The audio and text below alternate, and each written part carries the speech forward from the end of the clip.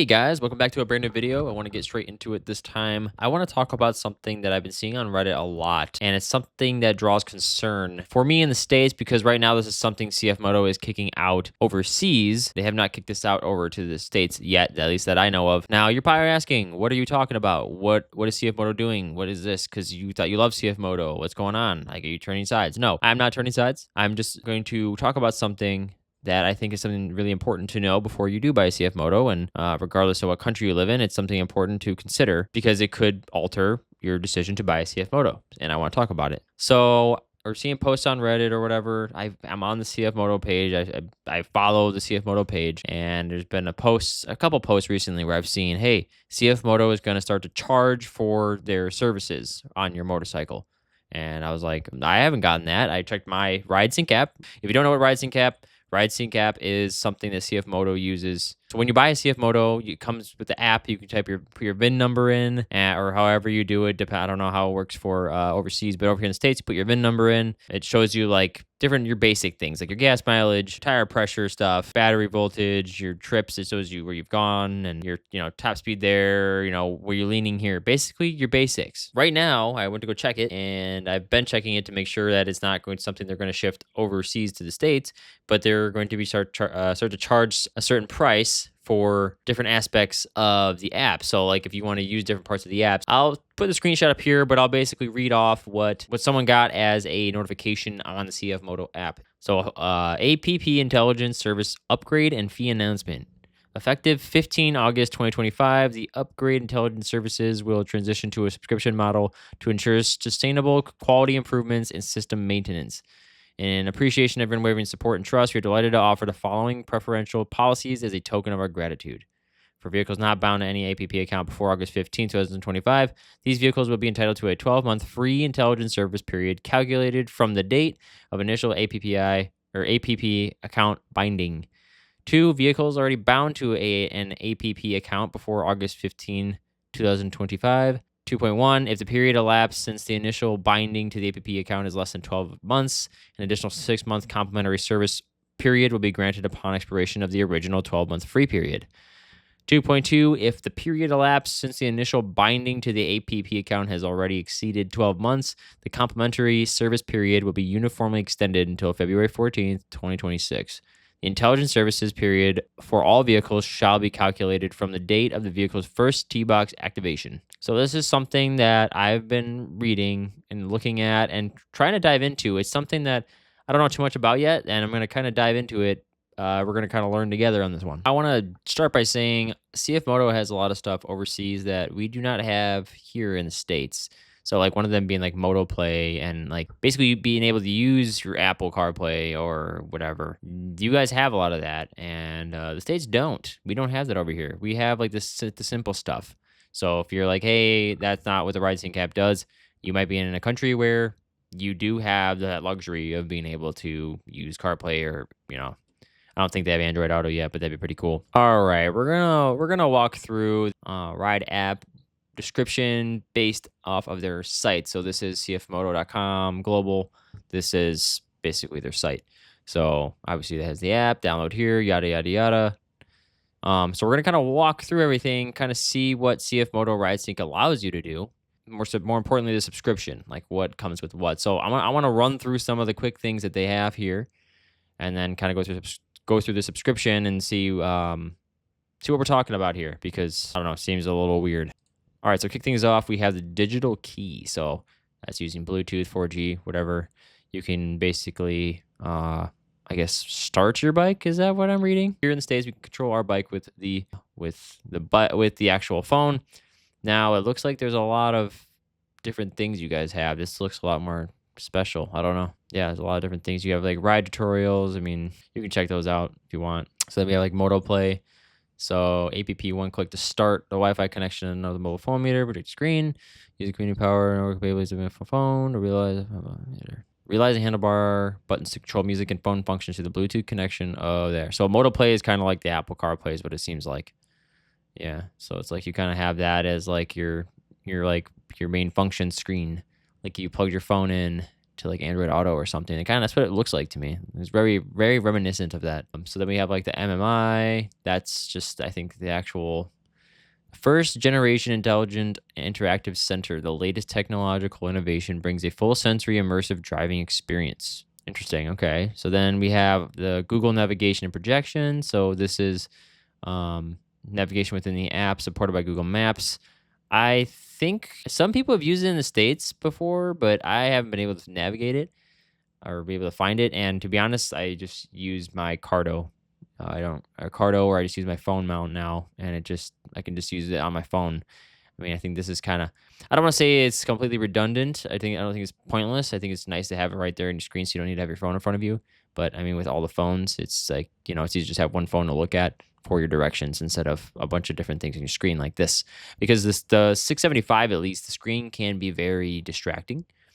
Already, there's a lot on it, so I think just throwing a map on it, not sure, but yeah, to each their own. Some people enjoy the navigation, some people don't. But I'm good with my phone. All right, so scroll down. We have the trail routes. So this is them talking like, hey, this is a trail route for you. Obviously, this is more for like, their ATVs or something. I don't ride ATVs, although they'd be fun. So then obviously this is the CarPlay I was talking about, voice control. Yeah, voice control, and then helmet call, which I know we can connect our actual devices or helmet to the actual bike. I know we can do that in the States. So if we keep scrolling down, we have ARAS, Advanced Rider Assistance System. So in BSD, LCA, and RCW modes, the system can accurately identify dangerous vehicles in the adjacent lane behind and in blind spot directly behind and give an alarm prompt in the event of a possible collision to improve rider safety, which I think is pretty cool. I mean, obviously, you can just pay attention. There's nothing wrong with that, but it's pretty cool though, because sometimes maybe you're not paying attention, or the mirrors, you have the stealth mirrors and you can't see behind you. It'd be kind of cool. So we have the OTA upgrade is remotely controlled vehicle component upgrades, remotely optimize and upgrade. Remotely.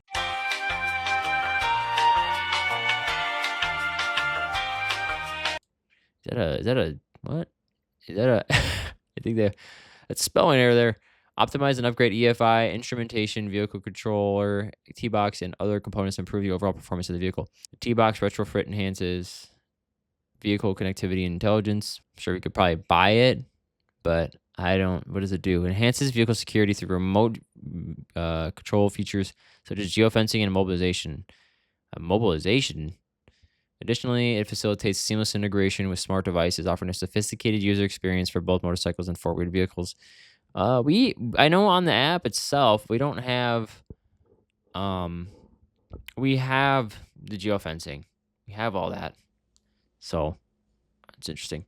So yeah, that's the electronic fence. Yeah, you can set, I know on the app, you can set like different boundaries. Like you can set like, hey, this is my home radius, and then this is my work radius. I do it just so that, if someone tries to take the bike, I kind of have that. So, all right, so this is it. This is what we're looking for. So for enhanced user experience by providing access to a wider range of features and services, making the vehicle and user riding more enjoyable and convenient, we hereby notify you of the implement of CFMOTO Ride, connectivity services subscription program by using the CFMOTO Ride. So subscription pricing, it looks like they have like a whole layout. It's interesting because it shows US dollar. So CFMOTO Intelligence Service subscription pricing, US dollar. Standard edition, $399. Moto Play, $399. And then we have $699 for both. Quarterly plan, you can do plans. You can do annual plans. Then we have the CFMOTO Intelligence Service subscription pricing, Euro. So these are all the Euro breakdowns. But this is very interesting because I don't see a spot on my phone where I could purchase that subscription. So let's dive into that, see what that's all about. So then we have obviously whether it's free or standard. So if you look on here, free service, so Bluetooth connection, vehicle details, dealer stores, vehicle showroom, brand news, settings, help and feedback, and then none of these. So on the standard edition, it's everything you have. So like your location, your tracks, the stores, the manual, whatever. But you don't have remaining fuel. You don't have my ride and tracks. You don't have digital key. You don't have digital share, OTA updates, alert reminder, geofence, or real-time location. All right, guys. So this is very interesting. I'm looking at my CFMOTO app and just kind of digging into it more. But it has everything. It has OTA. It has the owner's manual. It's got everything on there. I can check, seek my vehicle. I can geofence everything. On the Ride Sync app that I have, I can log in just fine. It shows everything. But if I click on the actual link provided, on the actual site to download CFMOTO Ride, not Ride Sync, it just says, hey, this has been migrated to the Ride Sync app, essentially. So it all moved to the Ride Sync app. I'm very curious as to why there is United States pricing on here if I don't pay anything, which is very interesting. So, although the site actually displays United States pricing on there, I can tell you right now, I don't pay any subscription for CFMOTO. So, I'm not sure if that US dollar just applies to different areas that might use the US dollar or anything different than that. But I can confirm here that in the United States, I don't pay for any of the subscription on here. Now, from what I'm gathering is this is all for some extra stuff. So what I'm seeing is it's a little wild that the standard edition you have to pay to see your remaining fuel. That's a little nuts. The fact that you have to see how much remaining fuel you have from your app is a little crazy. Obviously, you could just check your bike, but that's a little crazy. My ride and tracks, that's more of like a convenient. You can kind of see like where your tracks are at. The key, the share, the OTA updates, which is really weird. The OTA updates for the standard edition, you can't just do that. You have to subscribe for that, which is kind of weird. The alert reminder or geofence is more, it's a security feature and your real-time location as well. So what I'm gathering here is, do I think CFMOTO is shooting themselves in the foot by doing this?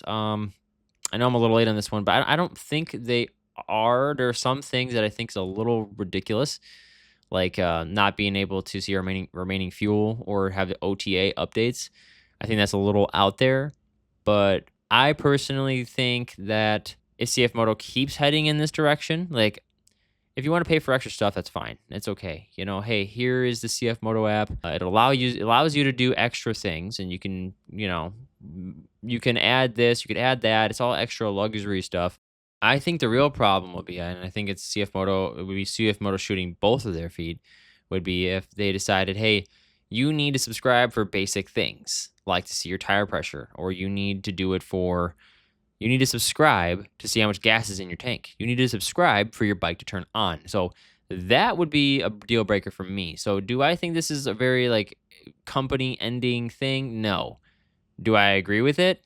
No, I don't agree with it. I think subscription services in general, and we see this a lot. We see this in the car community with BMWs. You need to subscribe to their service to be able to use different things on their car, or even just with streaming services, you subscribe to watch certain things, but you could get, hey, the premium version and get all these extra things. And I personally think the subscription culture is a little wild. So that's the thing. Oh, you say, hey, subscribe if you want to see more. You're saying subscribe, so now you're contradicting yourself. Well, I think subscribing to see motorcycle content for free, which is free.